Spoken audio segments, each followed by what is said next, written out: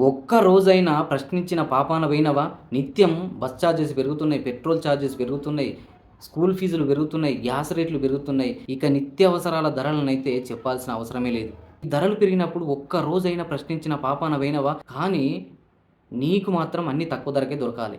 దినదినం ప్రజల్లో చైతన్యం పెరుగుతుంది గదా! తెలంగాణలో లిటరసీ రేటు 66.54% ఉంది.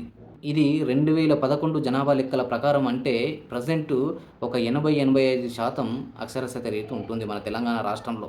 అంటే ఒక 100 మందిలో కనీసం 80-85 మంది చదువుకున్న వాళ్ళే ఉంటారు గదా!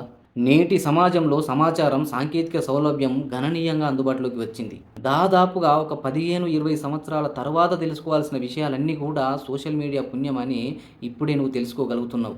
అసలు ప్రభుత్వాలకు ధరలు పెంచడానికి ప్రజలందరూ ఇంతగా సహకరించినట్టు ఏ రాష్ట్రంలో కూడా సహకరించి ఉండరేమో బహుశా.